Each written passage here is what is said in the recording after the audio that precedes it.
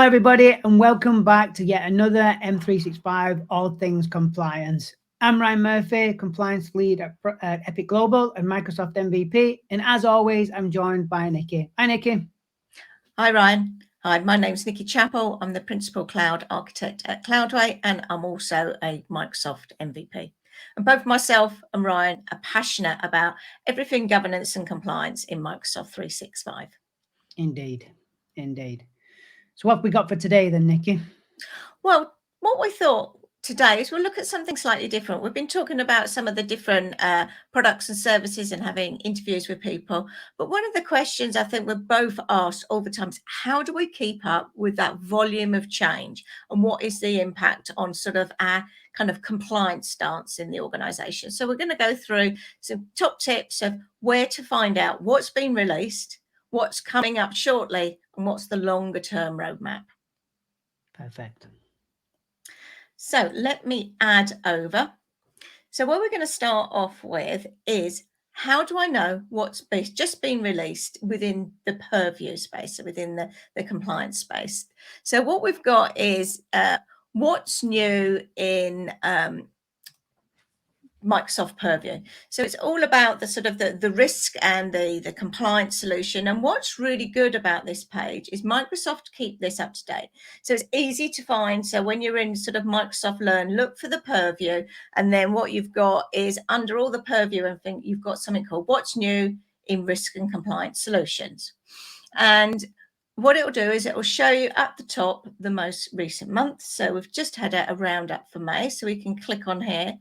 But we've also got the previous months, and this is like one long page. So you just click onto the month that you want, and then it will give you highlights of what's either gone into GA and what's gone into preview. So these are key capabilities that should have been deployed to your tenant, so are available to look through.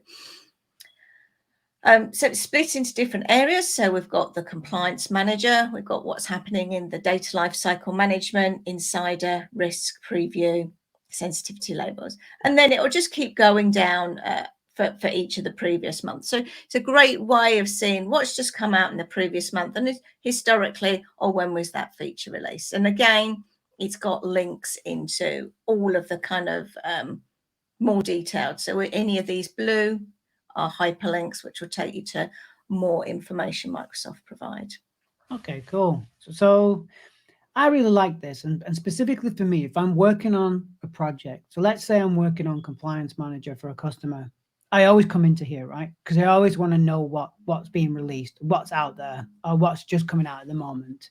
So what I will do is click into this link, take a look at the section that's relevant to me or any product that I'm working on currently. And then those supporting links that you've just mentioned, Nikki, those hyperlinks, click on each of those just to see what features or rules or changes have come through for that particular element in that application or role or feature or even solution. So I really like the way Microsoft segment them down into the solution itself. Whereas prior, it was just a list of stuff that's changed, where this is really, really helpful to not only to me, but I can also share this with customers as well. Because as you say, the first thing they ask is, it's evergreen. How do we know what's happening in the background? How can we plan for that gap analysis to understand where we are, what's coming, and how it will affect the environment? So having this, I think, is great.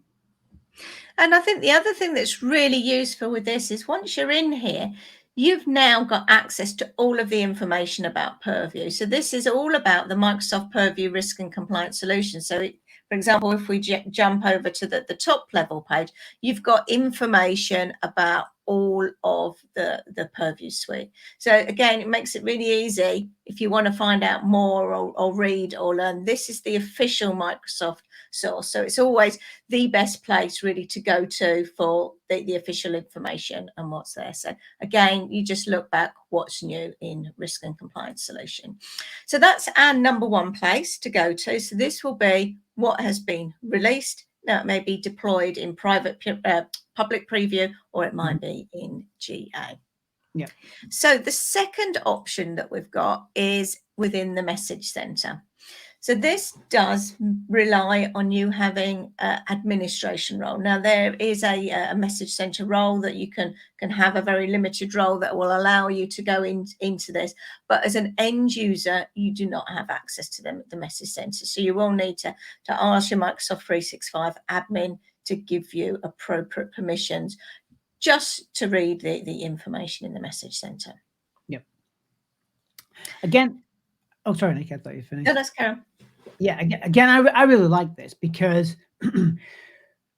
there's so much going on in the background at Microsoft, right, around all of the compliance features, and even some of the features that are not really directed for compliance, but are interconnecting with compliance. Some of the security features, per se, some of the Azure features, per se.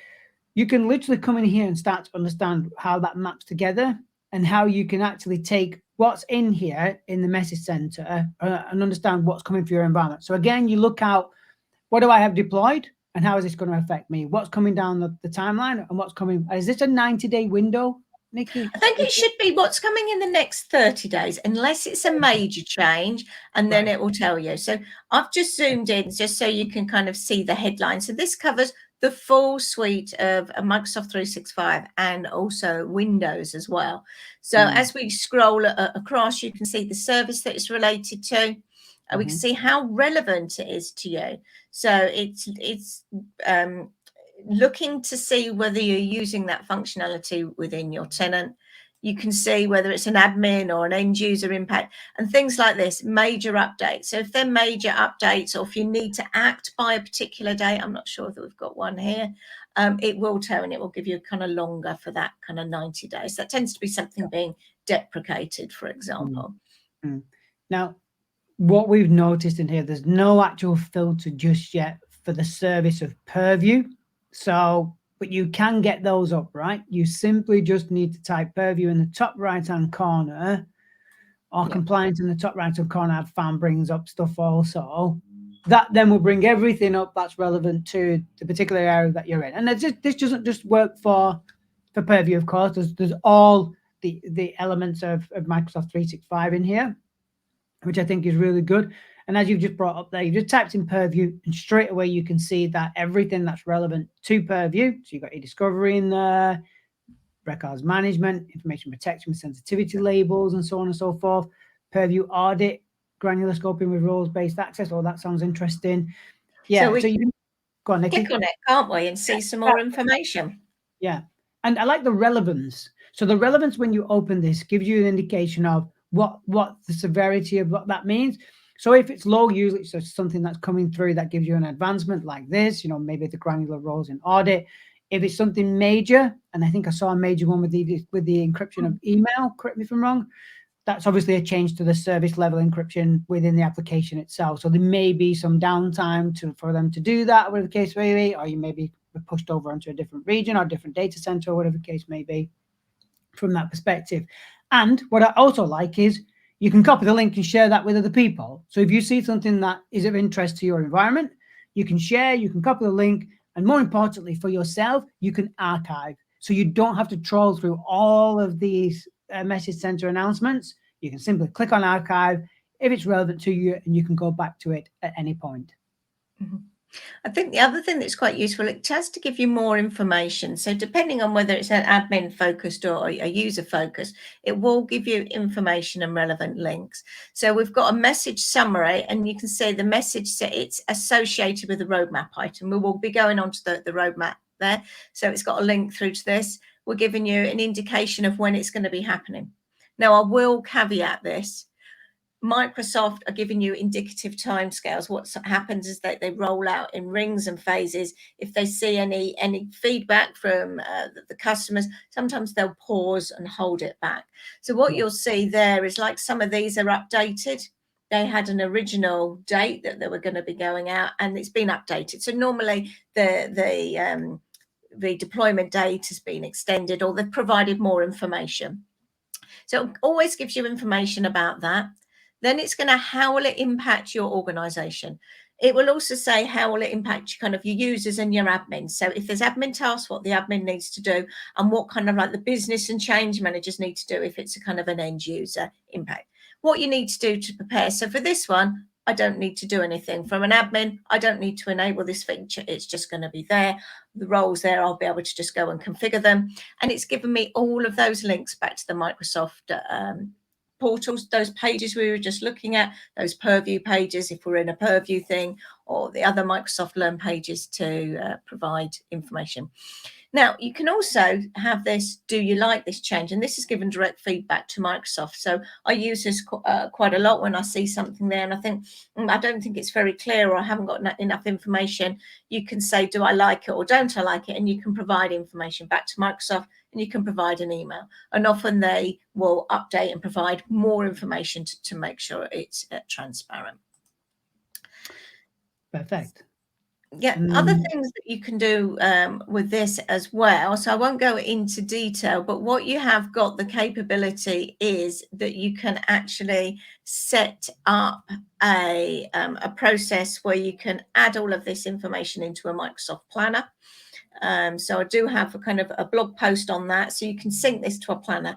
The benefit of doing that is then people outside of your end users can have access. You don't need any admin roles, because sometimes for large organizations, even just to be able to kind of get that kind of minimal role to see the message center is quite difficult. So you can sync it if you want, have one sync per company, create a team, sync it all to a planner. Really easy to set up on that. That's really good to do. Yeah, you have to share your blog on that, Nikki, because that's something I'm interested in also, for sure.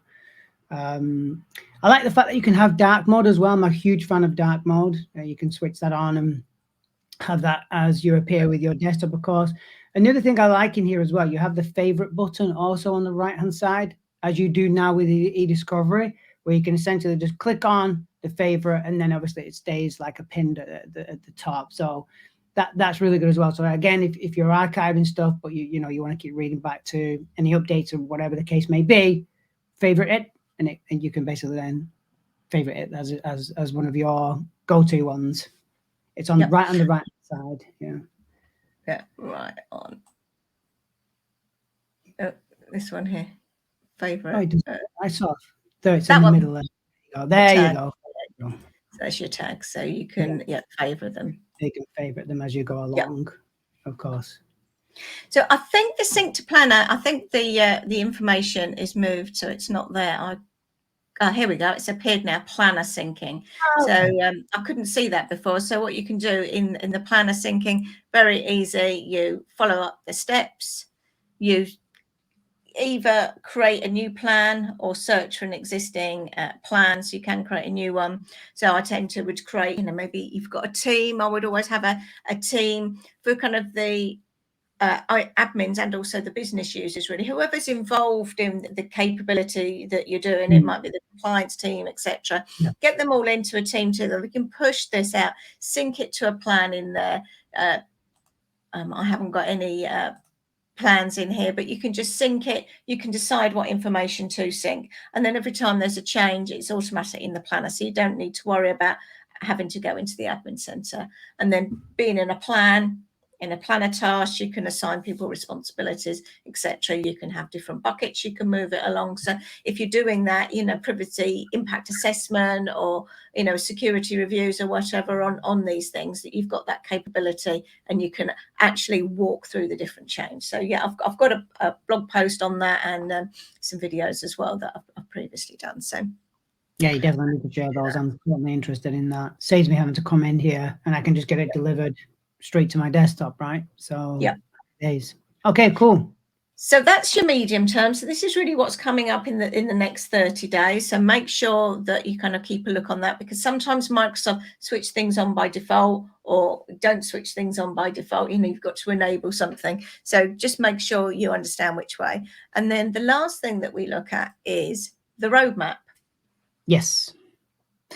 This is where the interesting piece comes in, because as you can see, there are lots of stuff going on. So there's 583 in development, there's 143 rolling out, and there's 727, which makes up 1,455 items that are currently being either rolled out into GA or preview or whatever the case may be. So lots of stuff going on in here, Nikki, of course. Yeah, and not all of it's going to be relevant. So the important thing is you want to be able to filter it down. So the first thing I always look at is your cloud instance. So Microsoft have various clouds. So not most of the world are on the kind of this worldwide standard multi-tenant. So that's your default tenant you'll get. There are some specific ones. Now the DoD, GCC and GCC High, they're specific tenants that are used in the US markets with some different sort of controls. Functionality is always delivered first to worldwide. Then later on it's delivered to GCC, and then some of the functionality goes out to DoD and GCC High. So we want to make sure we want to look at what's rolling out in worldwide. So always make sure you kind of select that element there. You can look at platforms if you only want to be looking at mobile phones or the web. You can look at their release phase. Is it in preview? Is it in targeted release? Is it in beta, etc.? You've got capabilities there. You can look at your particular products. There are a lot of products here. So you can kind of go through here. I don't think preview, you've got, here we go, Microsoft Purview Compliance Portal. But there might be other things there. So I would normally just type in Purview in the search. Now, can you see these numbers have dropped? So we're looking at Purview related things, looking at worldwide. And again, we can start seeing these numbers have dropped to be more manageable.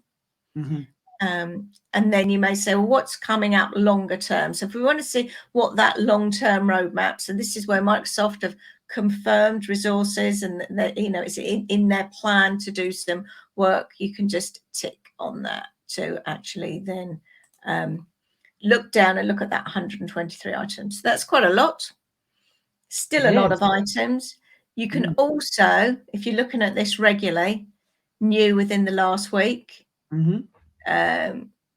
new within the last month, or it can be changed. So if I want to see, well, what's come out new in the last month, I can select that. We're now down to 14. So you do need to play a little bit around these. And once you've got this, you can actually then save your URL. So the URL in the bottom here that we're sharing is the one for the generic roadmap. But once I've filtered it in, it'll then have the filters. It will say filter equals worldwide, and it's new in the last month, and it matches the search terms. So once you've got that, save that URL somewhere, bookmark it, and then you can come back and say what's new. Or I can say what's changed, because again, things happen in Microsoft that things can actually change. So I might want to say what's actually changed in the last month. And then we can see now we've gone up to 49 there. So I like the way. Oh, sorry, Nick, I thought you finished it. Okay. I like the way you've got showing 49 and you showed your actual filters as you go across. So you can always remember where you are, because obviously there's a lot of information in here and there's a lot of filters across the top. So if you're ever in doubt of where you actually ended up, you can have a quick look at the top there. I like that because I actually do spend quite a lot of time in here. I like to have a geek out in here every now and again and understand what's coming out for some of the favorite solutions that I work with, like e-discovery and information protection, and more recently DLP, given the DLP work that I'm doing currently. So if there's something that's not there from a feature perspective, I will always come into here and say, is it in development? Is it rolling out? You know, is it somewhere along that roadmap for me to understand, to give an answer back to the customer of, okay, there's nothing there at the moment, but you could raise a DCR if you wanted to, or there is actually something that's coming down. It's going to be in preview on these dates and then potentially go GA on these dates as well. So I always like to come in here and have a look to see what's coming or what's about. And plus, you know, it gives you the inkling that you extend your knowledge also on the product set. Yeah. So if we look at a particular item here, let's take this second one down. It says, you know, it's about the Microsoft Compliance Portal. It's to do with insider risk management. And this is the particular item it's looking at, static alert and case IDs. What you can see here is you've got two pieces of information. It looks like the preview is coming out in May 2023, but the actual main rollout will not be until February 2024. So some of these have a long time for people to go into preview, work with it and get feedback. you can select it and it will give you a little bit of information. It's not giving you as much information as in the message center, but it'll give you an idea of what is happening. Again, with this, you can share this information if you want with people. This one here will allow you to email it, the one that's a little envelope. And you've also got an RSS feed. So you've got this up here as well. So people that are used to RSSs, so you can create an RSS feed into a Teams channel. So I often do that. Where I said before, create a team for all of the people that are assessing your changes. You can sync your roadmap to, your message center to that, into the planner task. Here, why not set up an RSS feed into that Teams channel as well? So every day your changes, or every week a summary of the changes come through. So again, you don't necessarily have to hop out to all of these things as well. You can connect that. You can even, if you want, connect an RSS feed to that Microsoft new What's New page as well. So every time that page is changed, you can have an RSS feed to say every time it's updated, send that across to me as well. So great. You can be you can just sit there and wait for that information. This page is being updated, and then just go into the team and have a look at it. My type of scenario, just having it delivered to my inbox or Teams channel, so I can just look as soon as it pings in, it's got my attention and I'm reading through it, rather than having to consciously try and remember to go back in and start reading through. I'd very much prefer any automation on this, to be honest. Very much. Definitely have to share those vlogs, Nikki. So I think I've got some of these on kind of some of my blog posts of, how to sort of keep up to date. But I think it's really important that you're aware of what's coming on, because there's always going to be things that people want to do and Microsoft aren't quite there yet. So it's a case of planning it. Is there, if you find that there's a feature gap, you've kind of got kind of obviously some analysis to do. Do you wait and have a look on the roadmap? If you can see it's here and it looks like it's in the near future, you might say, well, actually, I can afford to wait 6 months or a year. But you have to caveat that these are not guaranteed. You can look at the message center to say, is it likely to turn up in the next 30 days? Again, we have to caveat that. Often Microsoft push things back. Or alternatively, is there a different way of working? And often we asked to kind of find novel solutions of alternative ways for like solving problems for customers. See, already there's a few things in there I've caught my eye, which I'll read afterwards. So it's so much of a benefit to have this from Microsoft and for you to read through. And like you said, they don't give you reams and reams of detail and overload you. It's simply to the point of what it is and why it is and when it's coming, which I really like. And then you can keep an eye on it then for when it sort of appears in the message center, can't you? Yeah. Cool. Yeah, there's a few things there that have piqued my interest, so say. Yeah. So I think that was just kind of a overview really of where we go to keep up to date with the kind of the Microsoft Purview functionality. There are lots and lots of blogs from MVPs like ourselves, other MVPs, other people in the community as well. But if you want the official sources of the information, then you've got this. So remember, this is the Microsoft roadmap long term. Then we've got a message center. So this is where you need to have an admin role, or you sync it to a planner in a team. So this is short term. This is coming in hopefully in the next 30 days. And then the last one is the Microsoft Learn documentation for Microsoft Purview risk and compliance solutions, and look at the what's new in risk and compliance. And then you can see on a month-by-month basis what has actually been released. So this is what is deployed to the tenants. So it's what's available now. And then once you're in here, you've got all of the capability to then look through and get all of the technical information about all of the different Purview solutions in here. Excellent. That's been really, really good. And I'm sure, as everybody does, keep trying to keep a track on what's happening through Purview can be quite difficult. Just know these 3 pages are available to you. And as I've said before, Nikki will share her blog to make it even easier for you to get that automated into your RSS feed or your Teams channel. So perfect. This really does help people, I'm sure, Nikki. Okay. So that was just a kind of a different view on some of the, I suppose, compliance elements that we need to work with. It's not all about just deploying compliance solutions. You know, a key part of our roles is making sure we're aware of what's coming in and how to maximize that capability. You know, a lot of the times there's some really interesting things that you think, oh, that'd be fantastic. You know, try it out, test it out, and then you've got those opportunities to make use of all of this. Yeah, a great way of keeping up to date with everything Purview. Thank you, everyone, for joining us this month. We'll be coming back soon with more interviews with other like-minded compliance specialists in the Microsoft 365 world, top tips, information, how-to guides, etc. So we hope to see you soon. My name is Nikki Chappell. My name is Ryan Murphy, and we'll see you next time. Thanks very much for joining us. Bye for now. Bye.